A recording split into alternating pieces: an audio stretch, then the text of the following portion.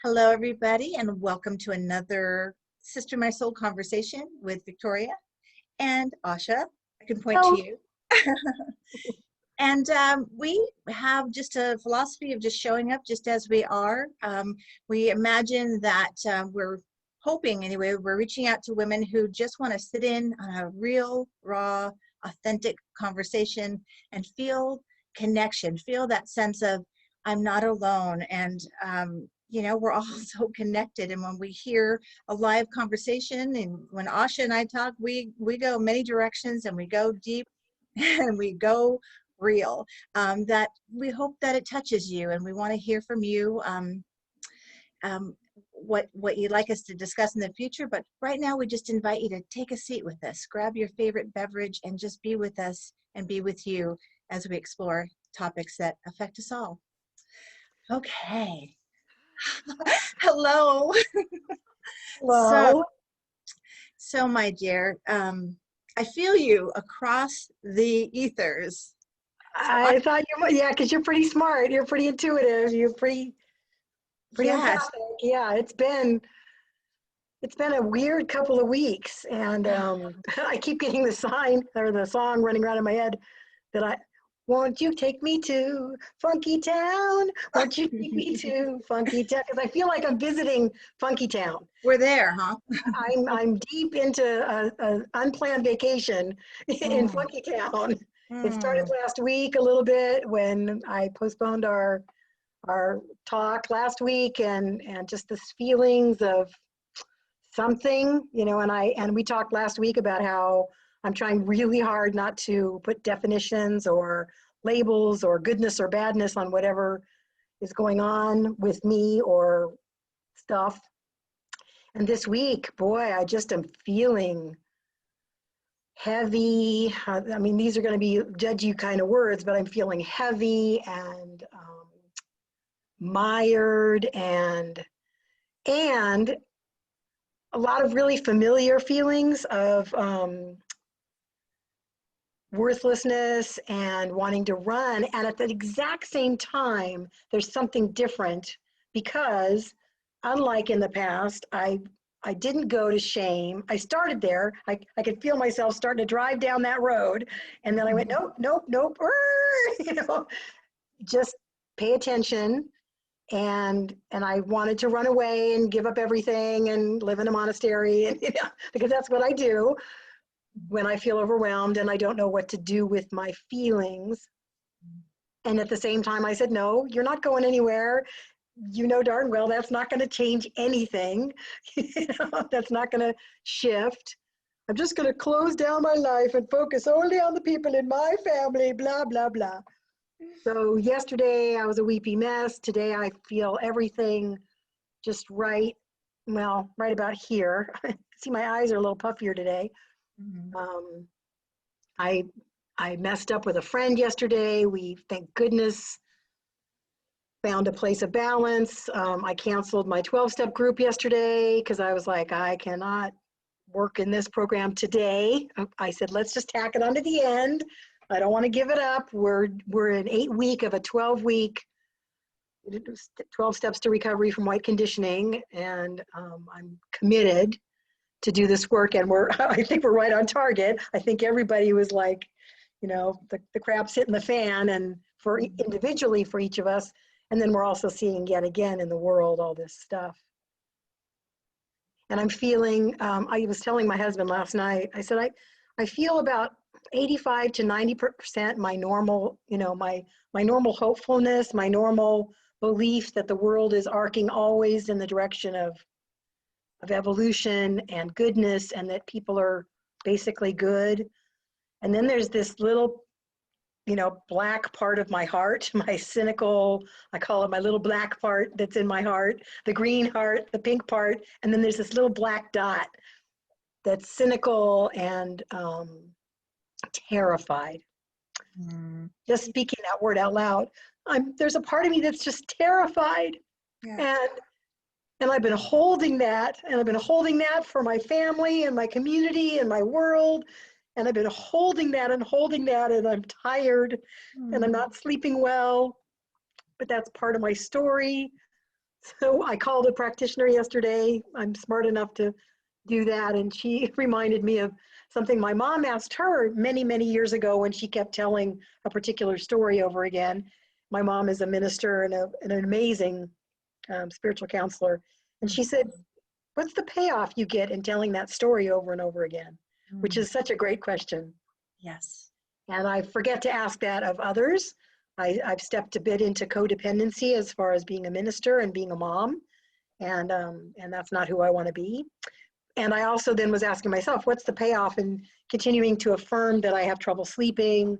What's the pay? Well, I get to, yesterday I told somebody, you know, I'm sorry if I'm a little edgy today. I haven't been getting great sleep. So, but the payoff is if I claim that I'm not getting good sleep, I can also have an excuse for being edgy or sharp or brusque or whatever it is that I'm also feeling. So all that's going on in me. And then I get this, you know, I hate Facebook and I love Facebook because inevitably the most perfect things come rolling across when I scroll fast through the other stuff. So I've got this huge, thick sheaf of papers. That was a great article that another minister sent me. Why your surge capacity is depleted, it's why you feel awful.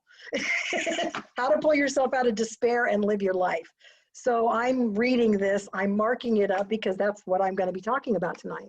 Yes. Yesterday it was like, I need to cancel tomorrow, I need to cancel all my talks, I've got nothing to say, yes. My black heart is winning, you know? and I know that's not true, and that's also what I was able to say to my husband last night was, you know, I know that this too shall pass, it always does. I don't feel, I was able to really catch myself before I started down the path of deep futility and deep, I'm feeling my sorrow, I'm feeling my fear, I'm feeling my rage, and at the same time, I'm not feeling shame about that. And I'm not allowing myself to, I don't believe in the fullness of myself that that's the truth, the capital T truth of the world. That's just what my dramatic part is having a field day. My imaginative, dark, dramatic part that likes to find, you know, the worst possible scenarios is having a field day. Yes. And I don't want that to run my life. So here I am. That's all of me. Yeah. You know, that's happening all at the same time. I feel raw and tender and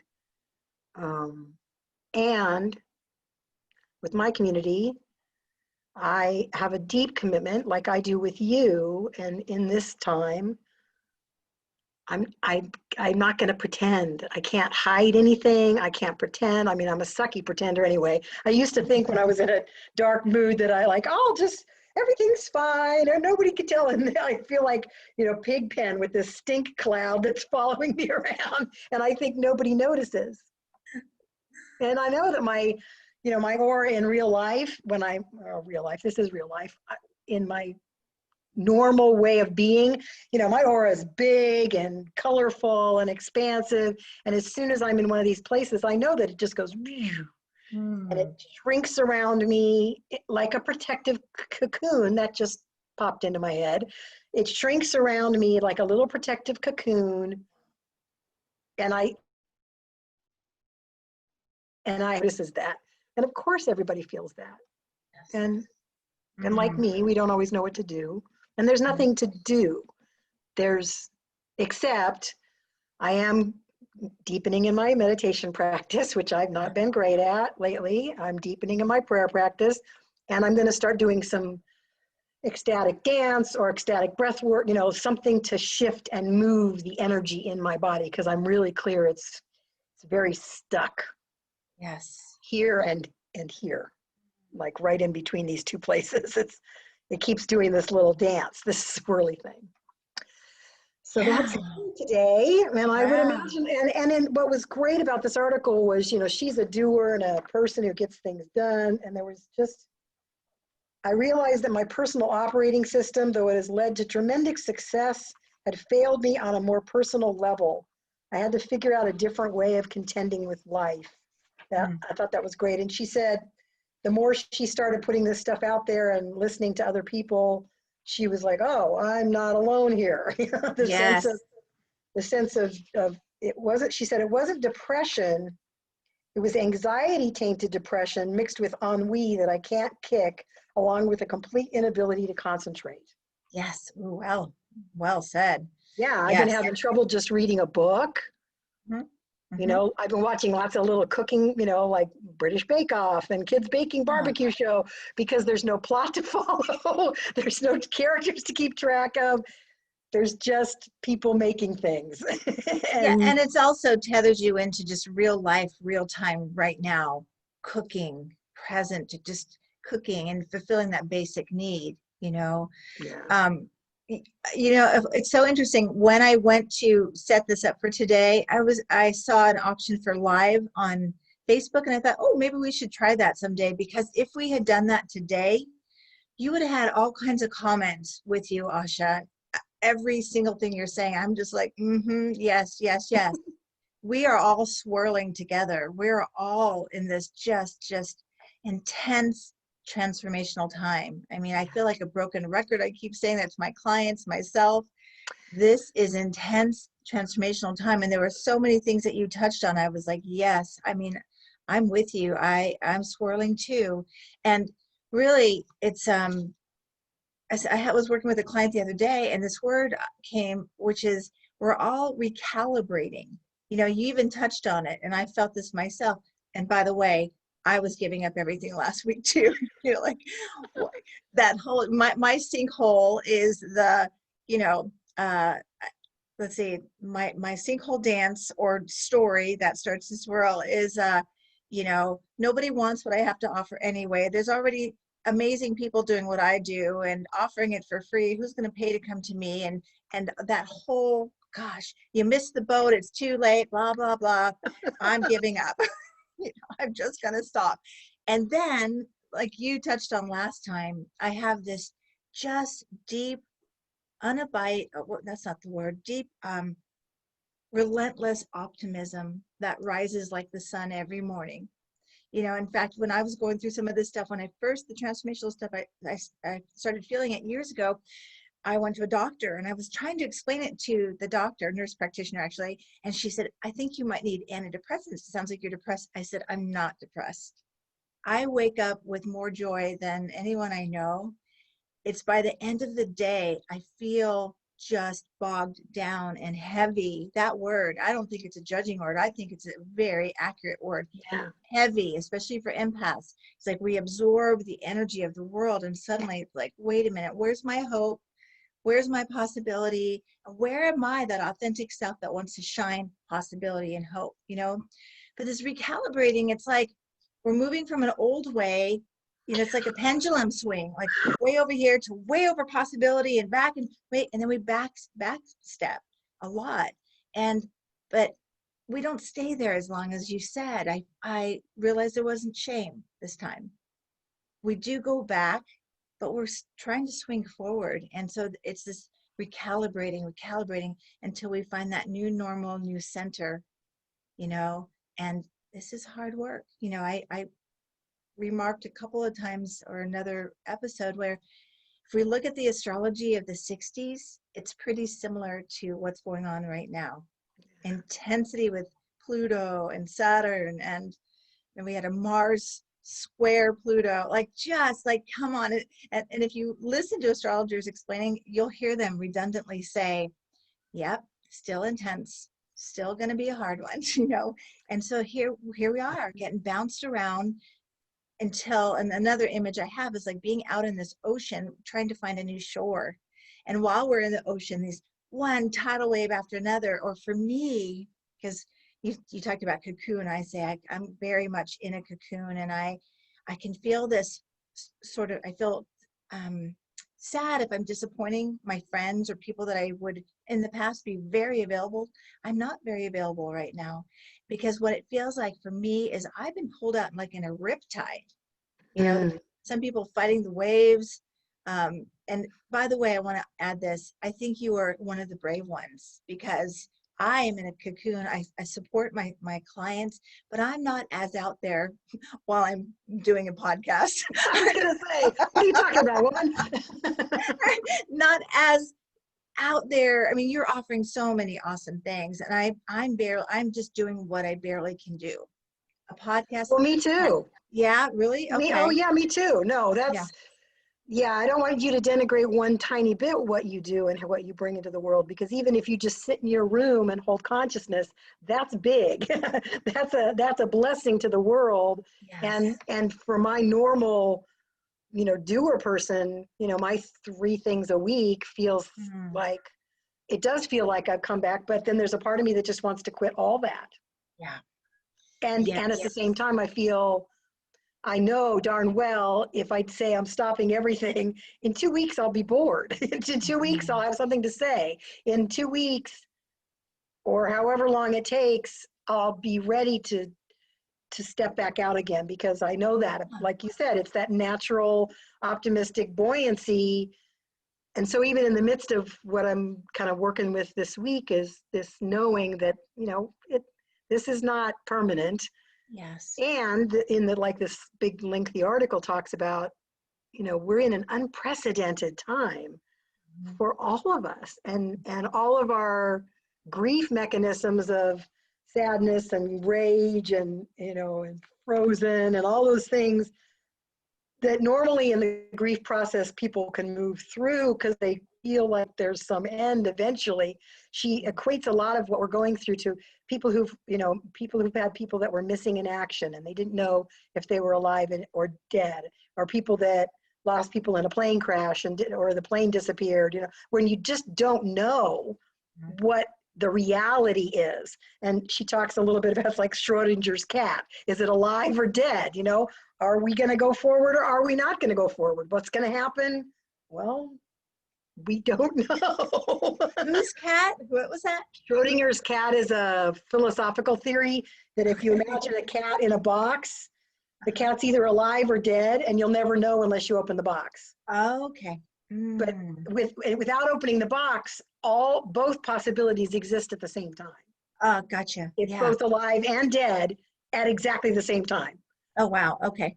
Yeah. So, So we're in that.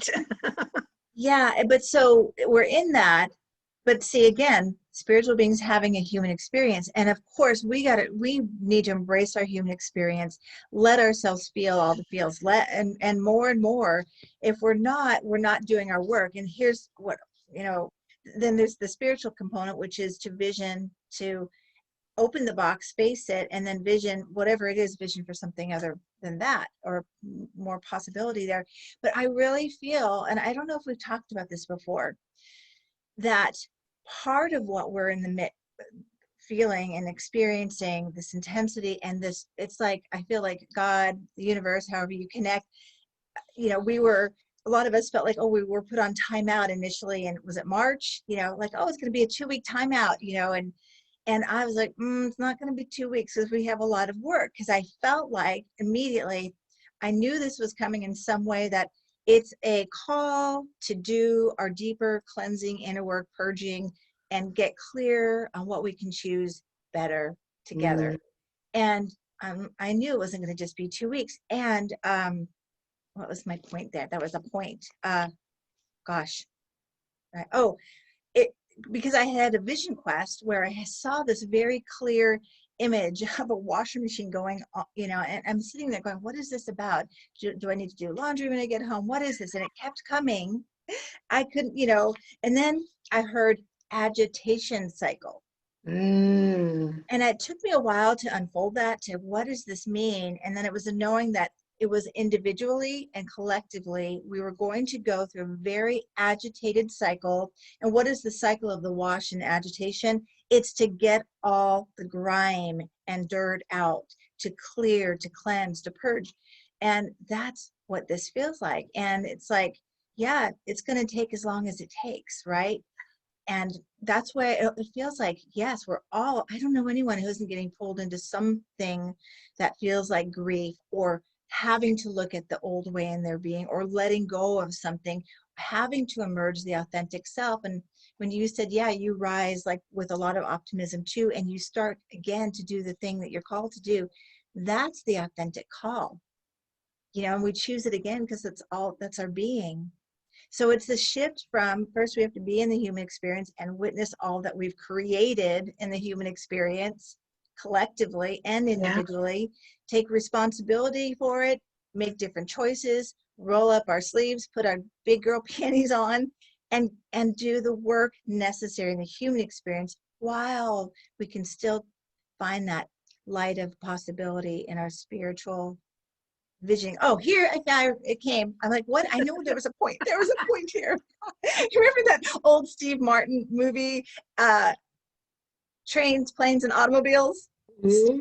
Martin and John Candy. Yeah. And John Candy's going on, and Steve Martin's like, hey, here's a tip. When you tell a story, try to have a point. Anyway, I found my point, which is that I feel we had years and years of this positive psychology and affirm it away, pray it away sort of mentality. And a lot of the healing containers I was in, like, oh, there's a problem. Don't talk about it. Don't feel it. Let's just say a prayer. Let's affirm it. Let's vision for something more. And we were skipping over the pile of crap and just putting whipped cream on it, like making it better. But now we're in the deep doo-doo. We're like, no bypassing it this time. No spiritual bypass is the word. Spiritual bypass. We're in it. And just, gosh, and this is for me too. I have to remind myself, you can do this. Just look at what you haven't been willing to look at and take some action there. You can do this. You can't bypass it this time. Be with it. Yeah. It's freaking hard. She says in this article, if you stay in the rational when nothing else is rational, like right now, you'll just stress yourself more. Mm-hmm. What I say with ambiguous loss is the situation is crazy, not the person. Yes. The situation is pathological, not the person. Yes. Oh, that's good. That's really good. Yes. I'm highly competent, but right now I'm just doing today. I can't make plans. She says, look for activities new and old that continue to fill you. She said a bunch of our normal self-care stuff like pedicures and massages, nobody can get those. So what else can we find? Somebody posted this week about find a way to express artistically. Art absolutely. Yep. A really powerful place. Focus on maintaining and strengthening important relationships and building your resilience bank account. And that's what's been feeling off for me is I feel like I haven't been doing the stuff I know to do, because normally, if I don't meditate every day in the normal course of my life, when we're not in the middle of a pandemic and an upheaval election, I seem to be okay if I don't meditate every day. Yes. And I forgot to go back to, this grounding practice, even if I just, we've got several beautiful little small, we got 1 billion trees on our property, but there's some beautiful groves of cedars that all seem to be in little perfect circles. And I can go stand in the middle of these ancient wisdom mothers and just put my hands on these trees. And I did that the other day and just sobbed and said, thank you to the trees. Thank you for taking my pain.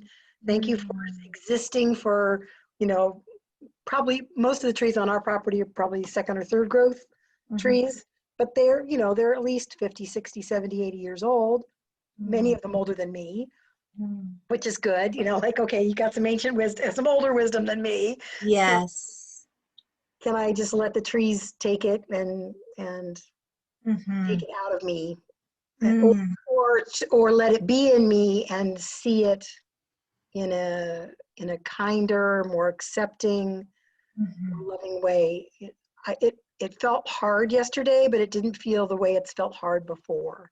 Yeah. And it feels hard today, but it doesn't feel the way it's felt futile before. Yeah. Yes. Well, intense times and extreme times require extreme self-care and doing it differently and doing it more and timing ourselves out, as we touched on last time. I want to say something before I want to weave in the conversation we had last time, but because when you said FINE, have you ever heard that acronym for FINE? Oh, yeah. Okay. Oh, yeah. I love it. Every time I hear someone say FINE now, I go, I know where you are. Oh, So, yeah. so let's see, what is it? Is it effed up, insecure, neurotic, and emotional? Yep. Yeah. And I think when that saying came, it used to be more like a judgment, but I think, yeah, it's like, that's where I am. That's where I am I'm today. feeling insecure. I'm feeling a little neurotic and emotional, and a lot of emotional, and that's okay. But the getting out of nature, and yesterday we went for a hike. I talked about Oh, yeah, you're preparing for planning, this, yeah. and I got to tell you, it was a success day because I got further than I did last time, and it wasn't as hard. And to look at the incremental shifting of just a week. And I think that's kind of where we are when you said sometimes it's just this day, and last time we said sometimes it's the very minute we're in, to just be present to where we are, and don't, I talked about sometimes, the blinders are okay for self-care. Like blinder, I got to focus on this person and what I'm able to do and where I'm at and what I have achieved and where I've come from. And it was exhilarating. Being up in the mountains, it was a perfect day. It felt like a gift, a reward of sorts of keep going. I didn't get to the top of the mountain. I stopped. I felt like my capacity was where I could go, and watched a bunch of, the younger people going up and down the mountain. And I'm saying to them, keep hiking because it gets harder when you're older.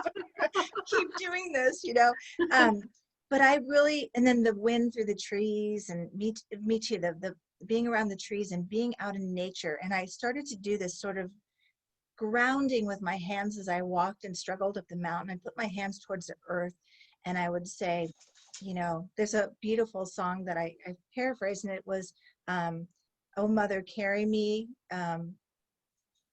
your child I will always be." So I was saying it like, carry me forward up this mountain. And I just was feeling connection, like being present to the mountain, to the trees, to the sunlight through the trees, the wind in the trees, just trees. I just love trees. And that was like pulling me forward. And then a song started to come at the end. I got to work on that. But and you write songs too, don't you? Oh, yeah. Yeah, when I was standing with my hands on the trees, I was starting to sing, "Ancient Mother, hear my sorrow. Ancient Mother, hear my pain." And then it was, "Ancient Mother, heal my sorrow." Beautiful. And I don't know where that's going to go, but that was popping in.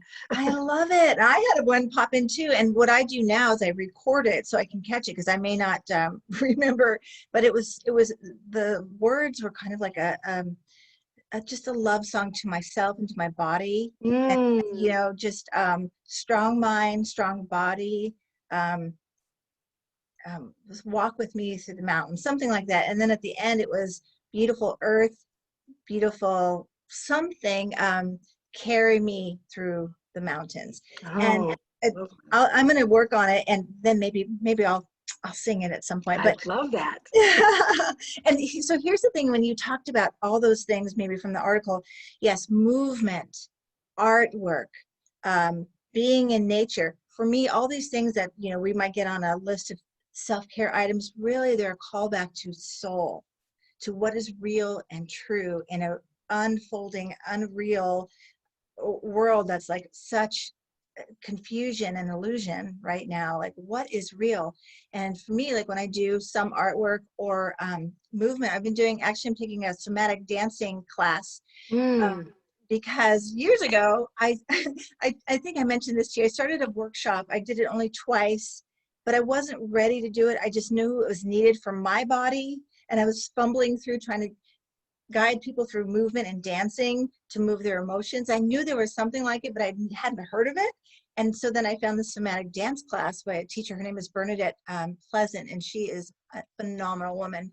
And I'm really, moving some energy. And ideally, maybe you and I will partner on this. I want to do some I'd love that. somatic movement, and maybe some improv. Improv is another place where we get out of our ego, we drop into just felt sense. And I mean, true great improv is just trusting and letting it go, right? Yeah. But during this time, and I'm gonna back around to this topic that we touched on last time that feels appropriate here. Yeah. Because you canceled a few things, and I did see, somewhere that you canceled your Monday meditation, and you are a regular, never miss a Monday meditation. And honestly, when I saw that, I was like, good for you, right? But the question that came up last time was, when do we know if the resistance we're feeling is a loving, tap on the shoulder, step back and take care of yourself, or is it ego saying, don't go forward because there's too much transformation ahead? Yeah, that's a really good question, because I do feel like, because of noticing how I didn't go into old patterns and into shame, there's something, I don't have words for that, which means it must be real, because if I don't have words, that's something's working in there. Yeah. There's something cuspy. It feels like I'm on the cusp of some new, deep, really true learning that I've been kind of incrementally moving towards during this time, starting at the beginning of March, moving into, all that's come since then. That there's been some inner work, somatic healing of trauma, somatic work in the body, that's allowing really old ideas and stuckness to make its way. Just exactly like you said, it's the agitation of this that's having it come forward. And I use the metaphor of the dirty bathtub. You can't keep filling a dirty bathtub with clean water and expect it to be clean. You got to pull the plug, and then it's all swooshy and violent looking while that dirty water is whooshing itself down the drain. Yeah. Only then can you put clean water in that tub. So we're definitely in the middle of the whooshing. Yes. The agitation of the cycle. Yes, indeed. So being able to discern that, and sometimes I think, gosh, maybe I did that. Maybe it would have been better to show up than to choose to step back, and it can be tricky. So finding ways, listening to our bodies is really the key. What is my body saying about this? But it is tricky, because I find in myself and with my clients that resistance, sometimes when there's such big resistance, you are on the verge of a huge breakthrough if you show up for it. Like many times I'll have clients say, oh, I almost canceled today, I didn't feel up to it, and then boom, breakthrough, right? And I've had that in myself. But then there's the times when and for me, I think the answer is, again, it's my body. My mind says go, but my body says, I'm not moving you. I'm not going with you. So, that was me on Monday. I actually had done a lot of yard work and my body was tired and sore. And I'm just like, no, I'm going to actually rest today. And I'm going to do that for me, for my body. And I know there are people that count on me being there on Monday nights. And I have hundreds of meditations available on Facebook. So that part of me that wants to take care of everybody, that part of me that wants to make sure I'm always reliable and that I always show up and you can count on me. I also know that there are support and resources. If somebody needs to hear my voice for some reason, that my voice is what's necessary today, there's the resources, because I've made so much of what I've done available for the last 4 years. So even if I just decide that it's time to step away for a month, I've got Thursday talks in the bank, go listen to one a week, trust that whatever I said, 6 months ago probably still applies today. And I'm okay if I do that. Good. And today I was, this close. I don't think I can talk tonight. I don't know what I have to say. I'm going to show up in not knowing. I'm going to show up in that improvisational space of, I've got a couple things written down on a piece of paper. This lovely article came through. I'm highlighting some stuff. And we'll see, which is how I've been rolling for a while now on my Thursdays. I roughly 2 or 3 little ideas will outline my talk, and then it's like, what's showing up now in this moment that wants to be expressed as me, through me. And so You cut out there for a minute I before said, your laugh. sometimes that's not pretty. Sometimes that's not pretty, but it's real and it's authentic. And I think that's another place we're all trying to get. The conditioned false personas, all that's falling away. And it reminds me of, remember that children's book of the sun and the wind battling? Yeah, Remember that? Trying to get the guy's coat off. Yes, and that's what it kind of feels like when I think about it. Like we're getting this blustery transformational wind knocking us around, and if we embrace the warmth of our own being, the warmth of the sun, we can just let that layer, that coat fall. Oh, I don't know why that just hit me really deeply. Thank you. Because the sun is, spirit just saying, it's all okay. This too is divine. I'm in the middle of all this. Yes. Let me warm you up. Yes. No, that's really, thank you for that. That's really good. Because so much of what's going on is the swirling wind of this cacophony of stuff that feels so, it makes us need to close up. Right. Yes. Oh, I'm totally stealing this for tonight. Hey, you know what? I'm finally at this place where what is original anyway? In fact, I wrote a little note. When I wake up in the morning, I get these downloads and I just take notes. And then one of the notes was every self-help book should have in the intro, all of this has been said before. But this is my version. Yeah, there's nothing new under the sun. There's nothing new under the sun. Exactly. Every story is a human story. Well, and I don't say I steal things. Actually, I say I'm a gleaner. I glean. I glean from this. I glean from that. I twist it around and make it my own. So I make a soup out of whatever I have gleaned. That's particularly my soup. Yes. And that's it. When you write your book, it's what you've gleaned and your soup that tastes different from everybody else's soup. And that is needed by somebody needs the soup you make. Yes, absolutely. I have a what do you call it? Shempa. You know how the Buddhist term Shempa, I get hooked into when I hear people copyright such universal terms. like when I first started my practice, someone said, you're kind of like a soul coach and you should do that. And I went to do that. And there was a trademark on that name. And there was a trademark on so many things that, there was even a trademark on teaching laughter a while back. Are you kidding me? Laughter how can you trademark how to teach laughing when it's such a natural thing? It's a human condition. Yeah, it's so funny. Anyway,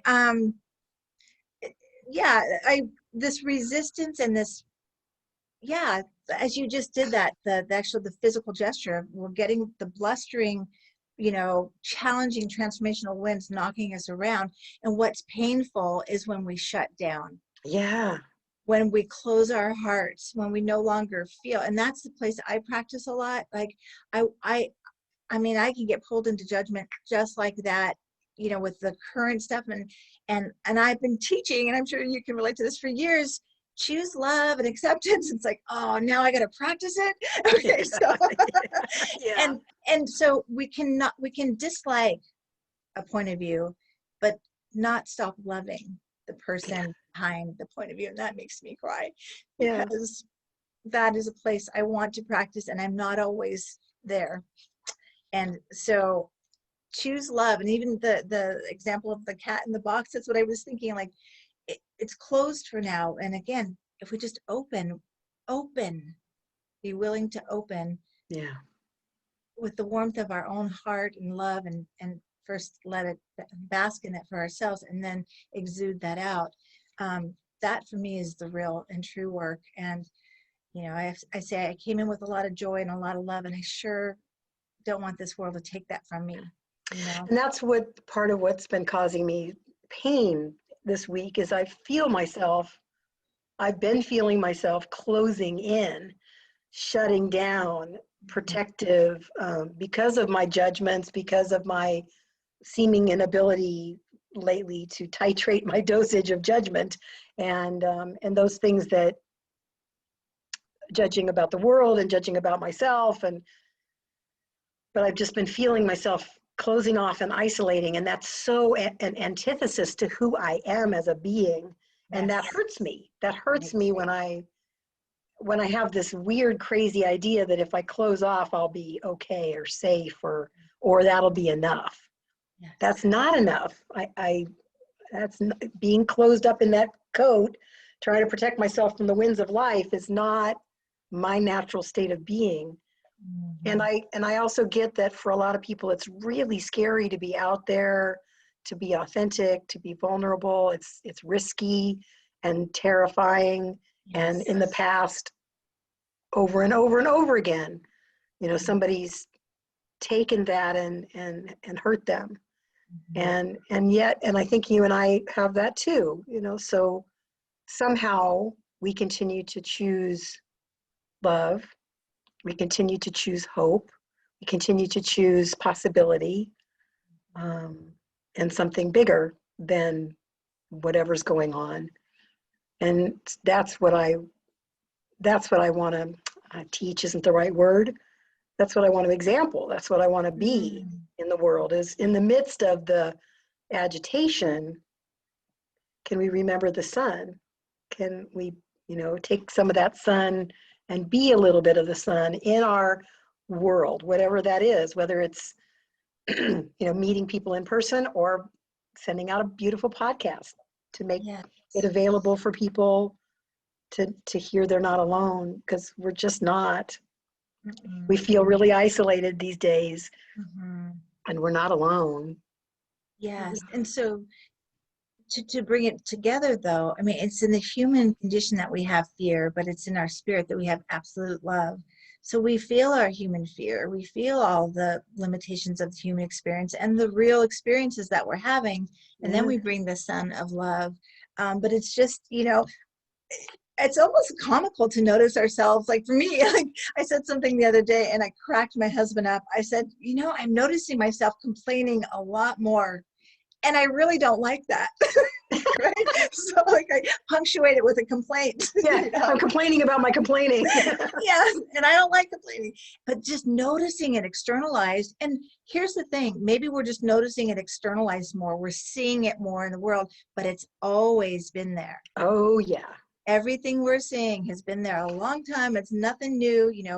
The awareness of the intensity of racism and the things we denied, all of it is just up to look at, and it's hard look, but we keep looking until we can, I call it my Care Bear energy. Ben laughs at me like I beam that love at what that is. Beam that love. And do you know the Ho'oponopono practice? Oh, yeah, I love that. I've actually said that statement a couple of times this last week. I'm sorry, forgive me. Yes. I love you.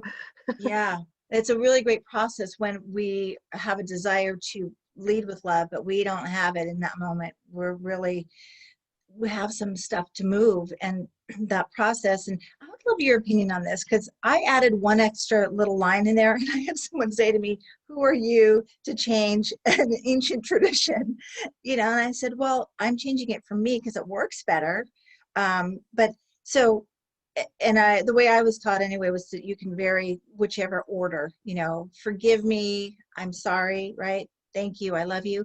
So for those of you who haven't heard of this, it's an amazing technique that you can do in just a matter of minutes that for me, it just helps clear. But so what I add is, I'm sorry, forgive me, and then I forgive you. Because it always feels like that piece, like I offer forgiveness too. It's not just, please forgive me. We want to keep that loop clear, right? So forgive me, I forgive you, thank you, I love you. And that, for me, I use that for my body often too, like I'm so sorry, especially when I'm struggling to get back to a more physical strength. I'm sorry for the times I didn't move you and I didn't nurture you. But I love that you don't have to go into the what is the story underneath it. It's just, I'm sorry, just a blanket of I'm sorry, and a blanket of forgive me, and a blanket of gratitude with thank you, and just a blanket of love. And that just returns us, for me, it returns me back to a deeper, okay. Yeah. And it's pretty amazing, mystical process. I love that process. So where are we in time? Was there anything else that you wanted to add in here? Just sit with that for a second.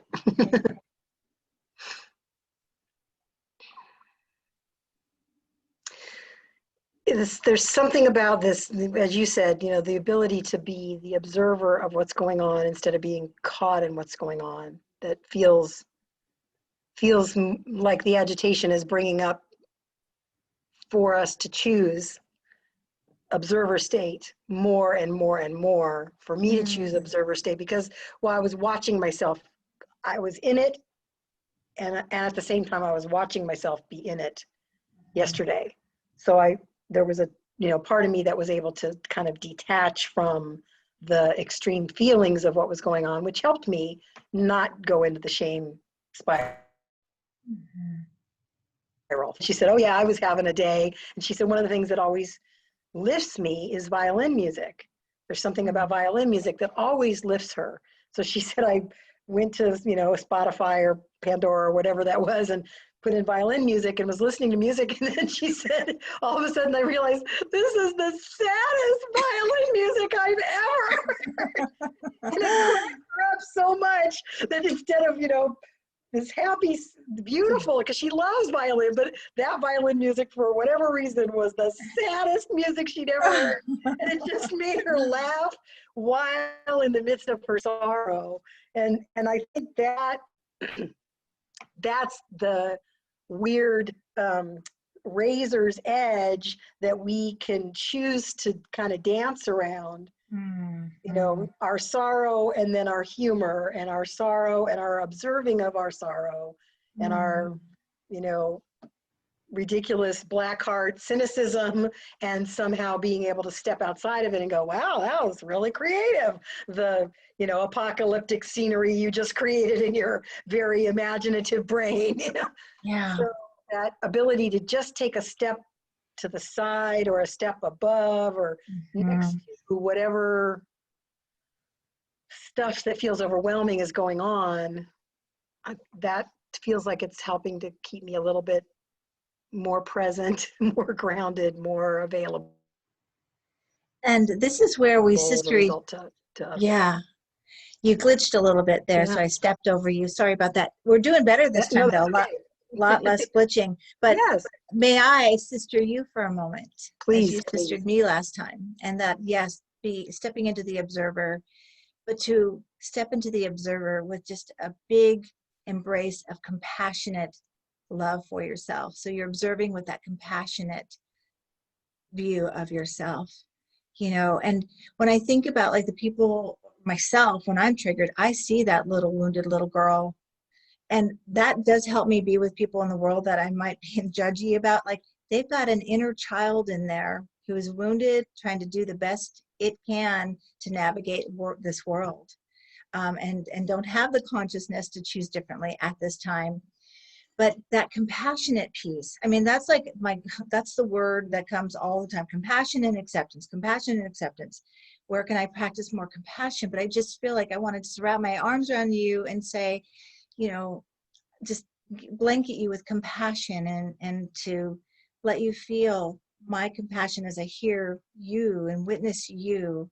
And I know the depth of your compassion you have for others. And that just want to remind us all to drink from our own compassion well for ourselves, you know, and that place of compassionate witnessing or observing. Then the next step for me is the compassionate choice in this back and forth pendulum swinging. Do I want to choose the old way or a new way? And can I just practice that new way and fumble and stumble and see if it leads to a new path, you know? So compassion is what I've been trying to practice too. Not 3 days ago. I was in, like I said, I fell in that sinkhole too. And that's, I think that we do to see and witness, gosh, I really don't want to live in this place anymore. And I don't want to live in a world like this anymore. Honestly, that's where I felt 3 days ago. I don't know how to be with this. I don't know how to change it. And I don't know if I can want to be. I told Ben, I think I'm too sensitive for this world. Yeah, like I don't know how to exist in the world that my imagination is trying to create as a scary possibility. Yeah. Well, I mean the world as I witness it in this moment, and the reality. Well, Yeah. my view of the reality, scary and daunting. And how is this? How are we going to shift this? And so, as you were talking about the story you were in, and that was something that I was working with last week too. I'm in a fear story. How can I tell a trust story? Yeah. And just practice that for a little while, not to diminish the fear story, and feel it, experience it, acknowledge it, it's real, and then move to a trust story. So Yeah. yeah, well, my dear, I love you, and you're just brave, authentic, open being. And yeah, let that, I see the light is on you right now. It's like I know. your sun is shining through. It's like, let it, just beam it out there. And maybe that's a practice too, just at the end of the day, no matter what the constriction we're feeling, open, and then just beam love out to people everywhere. Even the hardest person you can imagine sending love to, send them love to. Yeah. Yeah. Well, would you like to close with a prayer or meditation, or what would you like me to? I think having me do a prayer might be a real good idea. Yeah, when For I was in, me, it's completely selfish. no, it's beautiful. I remember when I was going through my practitioner training, who wants to pray, and if no one had volunteered, let me ask again, who needs to pray? so I will surrender that to you. Thank you. So I just take the breath that brings me present to this moment, right here, right now, letting go of all the moments that have come before and all the moments that are happening later. As I sit here in this moment, I recognize the warmth of the sun, the one life that is always infusing and shining out on everything. It is shining out on the peace, it is shining out on the agitation, it is shining out on all of life, because all of life is the expression of this divine life, somehow, some way. It is the divine life knowing itself through the experiences of all existence, through the experiences of planets being born and falling apart, stars being born and dying, people being born and dying, this continual cycle of life, of energy being transmuted and reborn into something new. And so I feel that for myself. I feel that for Victoria. I feel that for everybody within the sound of my voice. I feel that for the entire planet and every being on it, including the rocks and the trees and the earth. They too are the beings of earth, the beings of this world.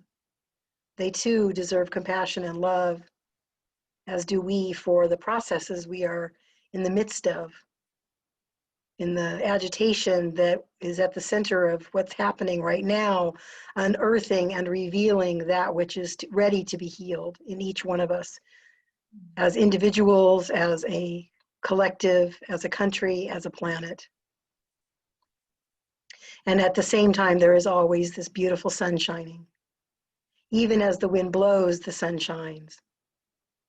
Even behind the clouds, the sun is there, always warming us with its light of love, of compassion, of possibility, and of growth, because that too is what the sun is there for.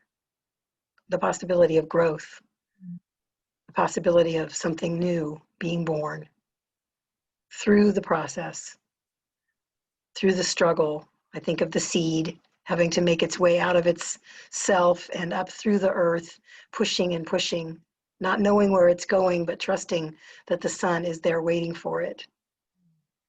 So I feel that at the depth of my being in this moment.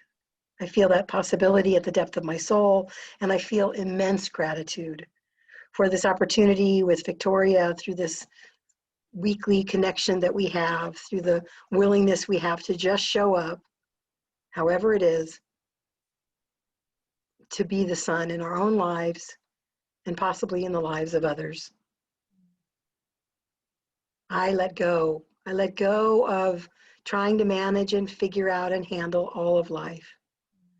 I step into a deeper sense of trust and gratitude in this moment for what is making its way through us, which is in the direction of goodness always, because that is what there is. More goodness to be revealed through the processes. So I breathe. I let it all go. I trust in the process, the incremental, sequential, and sometimes feeling eternally slow process, but I know that it is working. It is happening. It is here. It is now. And so we say together, and so it is. It is. Amen. Yes, it is now. Well, thank you for taking some time out of your life to be with us today. We hope that we offered something to you that brings the warmth of the light and the sun back to your heart, to your life, gives you some hope, some trust, some possibility, and just a compassionate embrace right where you are, just as you are, because it's all okay. All right, sending you all love. We'll see you next time. Thanks for joining us.